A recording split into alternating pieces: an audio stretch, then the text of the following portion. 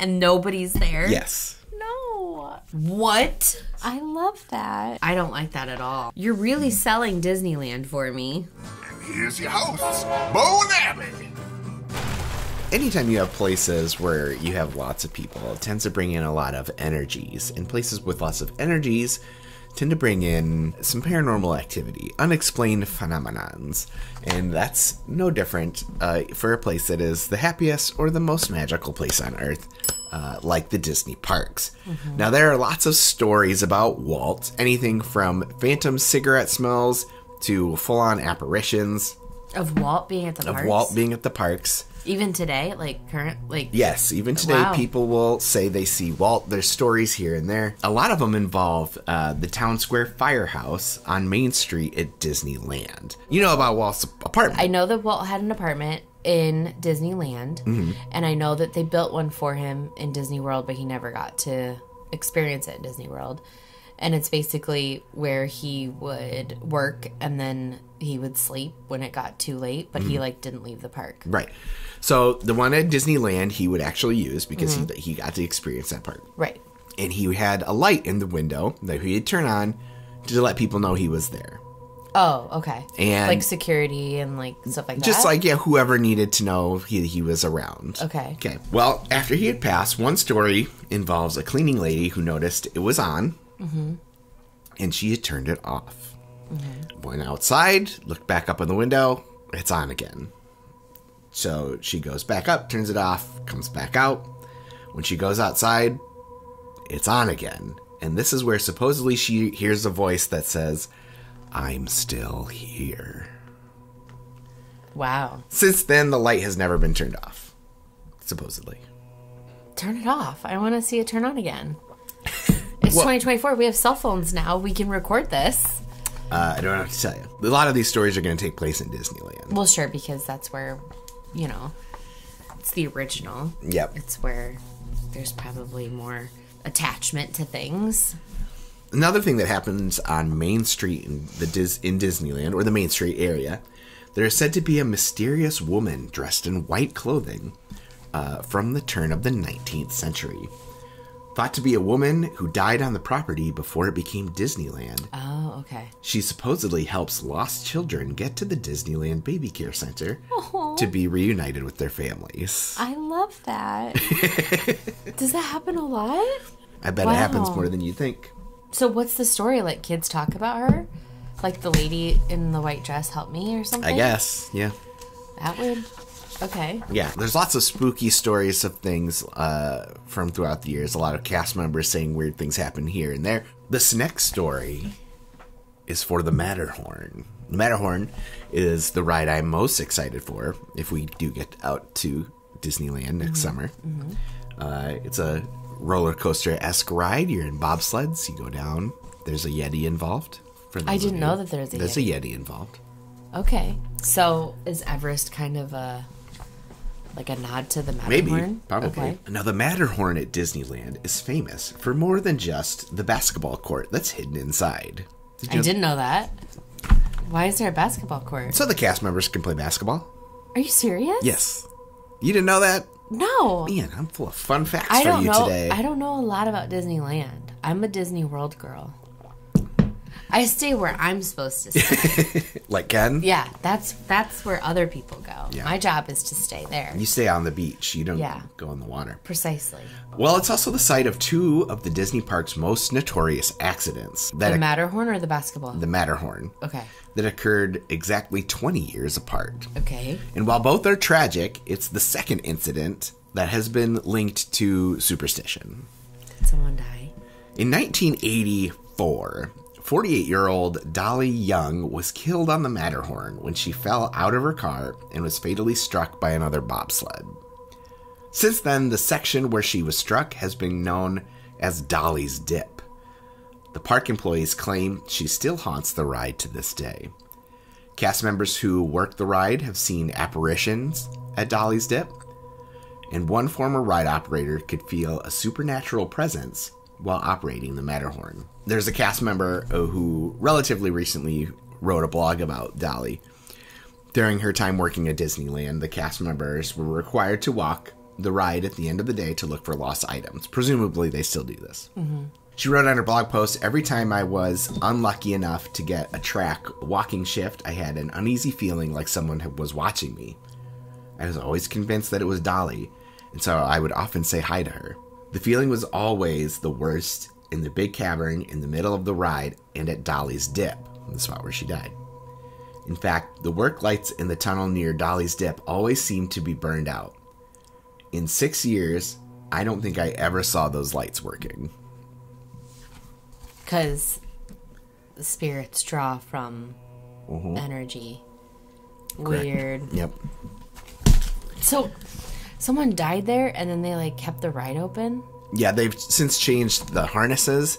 I think the original harnesses were more of like your standard seatbelt where you can just... What is the harness now? It's still a seatbelt, but it's more of what you would see traditionally in the parks where it's a little harder to just unbuckle. Okay.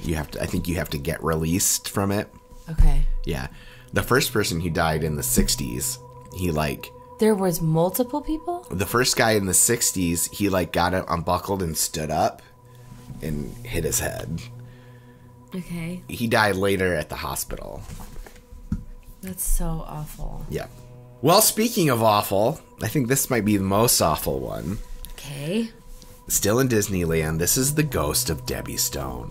From 1974 to 1988, Disneyland had an attraction known as America Sings. It was audio animatronic animals singing songs like I've Been Working on the Railroad. Think like Country Bears. Right. Okay. It replaced the Carousel of Progress that was there, but it worked the same way. So it had an outer ring of 6 theaters connected by divider walls that revolved mechanically around every 4 minutes around the 6 fixed stages in the center of the building. Okay. 9 days after the attraction opened, an 18-year-old hostess named Deborah Stone was accidentally crushed to death between 2 walls. For the next decade, cast members working the attraction reported hearing a voice telling them to be careful. When they turned America Sings into Interventions in 1988, cast members would report that if there's anything even remotely unsafe, like a door being left open, or if there's a chair left in the walkway, it would get taken care of on its own. Wow. The door would close itself, the So chair she would was put like itself a back. Guardian. Yeah. Wow. She was 18? Yes. She was a cast member? Yes. She was a hostess, so she'd come and... Yeah, okay. I think she'd help people get set, and then she'd, like, introduce the show. Oh my god. If you really want to get into it, I think you can find her hosting it on YouTube from, like, home videos. God, no. While Space Mountain is designed to give its riders exciting thrills, it's the unintentional spooky chills that we'll be talking about today. At Disneyland Space Mountain, there's a resident ghost nicknamed Mr. One Way. Okay. Mr. One Way is usually described as a man with red hair and a red face. Sometimes he's a teen in 70s era clothing. Often he is in line with guests and seems to appear as just an ordinary visitor. With a red face? I have a red face. That's true. I don't know how red... They never say how red it is. Okay. He'll get on the ride, usually next to a single rider. Because at Disneyland, you sit side by side. Correct. Okay. And then when the ride stops at the end, he's gone. While Space Mountain is designed... What? Yes, he rides the ride. He's in line. He chats you up. He rides with you. By the end of the ride, he's gone. Like, you pull up and you're like, wasn't that something? And nobody's there? Yes. Hell? Okay. When he is talking to people, he often comes off as odd and not very knowledgeable on current attractions at the park. That would... no. Mr. One Way has also been seen in other places around Tomorrowland, including cast member locker rooms. So they must be like, hey, what are you doing here? And then he turns one way and then he disappears. You're really selling Disneyland for me. That was our last Disneyland one. Our final ghost story today takes place over at Disney World. This is one a lot of people... He's probably the most famous Disney World ghost. You may have heard of him. Is it the Hatbox Ghost? No. Yeah. So you'd expect... It was a joke. I'm funny. You'd expect Disneyland's Pirates of the Caribbean to be the haunted one, since that's the one that used real human skeletons. What? You didn't? Okay. So, the Disneyland, when they first made Pirates of the Caribbean, the Imagineers didn't think the skeletons they were making looked real enough, so they used real skeletons. I forget where they came from, probably like a college. Once technology got up to where they felt like they could make bones that looked real enough, they swapped them out, although some people still think there are some real ones there. But supposedly all the real bones are out of Disneyland. That's messed up. I don't like that at all. What? Well, it's the one in Magic Kingdom that's actually the haunted Pirates of the Caribbean. That's had the most paranormal activity. I can see that. I get like a feeling on that. Yeah, you get a spooky vibes on it? Yeah, but I get a spooky vibe anytime I'm in the dark. As the legend goes, a worker named George died during the construction of the Pirates of the Caribbean. His spirit is said to be lingering at the attraction, causing mishaps and malfunctions if he is disrespected. This is why cast members will greet him every morning with a "Hi, George," and make sure to tell him good night as they leave. That's so sweet. He is also said to be responsible for doors opening by themselves, unexplained tugs and taps on people, and various cold spots. The control room gets calls with no one on the other end, and glowing orbs have been captured on film.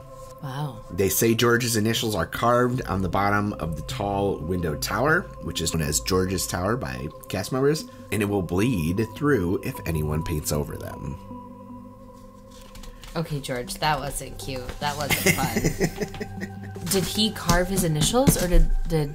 You would assume he carved his own initials. There's also a small door behind the dog that holds the jail cell keys in its mouth. This is known as George's door, and it must be kept closed at all times. If it is left open, experienced cast members know the ride will probably break down soon. If the door behind the doggy opens? Yeah, if it's opened, the ride's going to break down. Who and why and how would it open?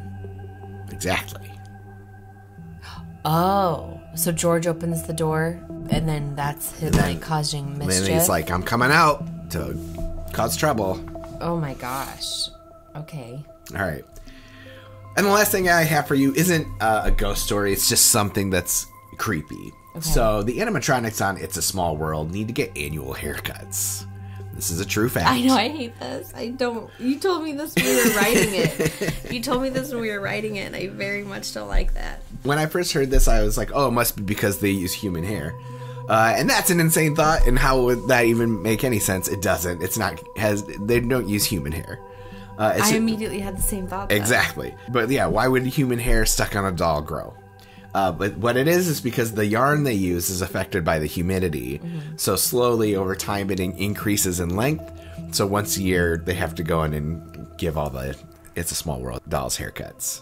Then do they ever have to transplant the hair though? Because eventually it's going to get I would assume, yeah. I'm sure they have refurbishments on It's a Small World where they do stuff like that. Yeah.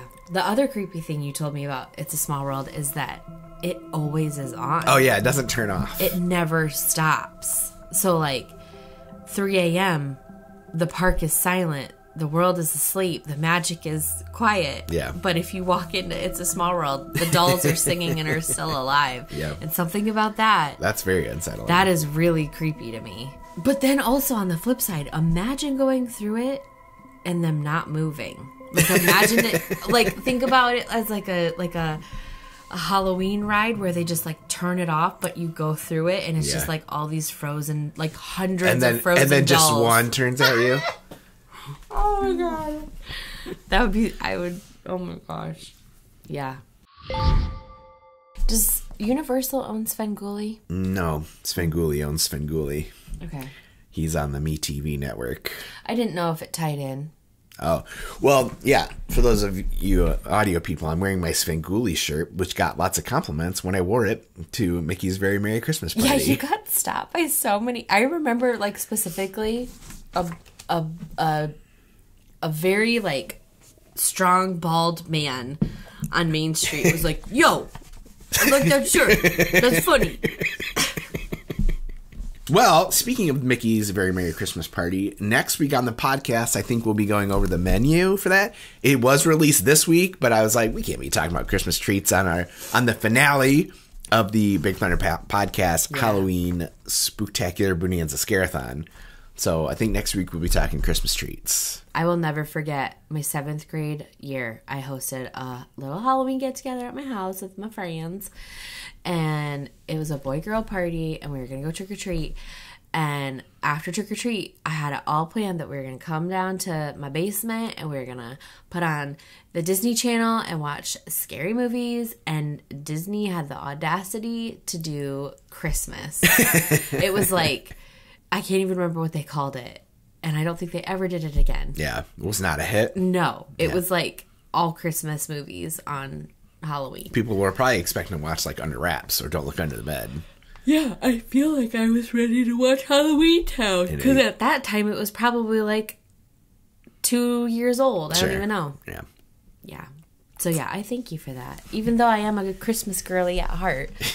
All right, friends, if you're enjoying the show, please go to your podcast player of choice and click follow and turn on automatic downloads. Or if you're on the YouTube, please subscribe and like the video. It doesn't cost anything, but it makes Bo so smiley. But honestly, the best thing you can do to help the show your support to the Big Thunder Podcast is just to tell a friend, preferably one that loves Disney, Universal, and stupid games. Mm-hmm. And you tell a friend by sharing. There are many ways you could tell a friend. You could do word of mouth. You could send them a link. You could write them a letter and put it in a mailbox and send it to them. Ooh, when you're addressing your Christmas cards, make sure you let them know that you found this lovely new podcast. Yep. Many ways. Some people use their phones to use their voice to talk to other people. Some people... That is genuinely scary. Yep. Some people, it gives people a lot of anxiety. One of your top 3 things that scares you is when I'm like, hey, can you call this place? I hate calling a place. And I just immediately see your face go. I don't want to call a place. I saw a funny thing online that was like, can you imagine we're the generation that paid money for ringtones? And now if this phone made a single sound, I would throw it in the garbage disposal. I have not. Well, like even when my alarm changes and it's a sound that I'm not expecting, it like really affects me. Agreed. Well then, thanks for coming. And enjoy the ride.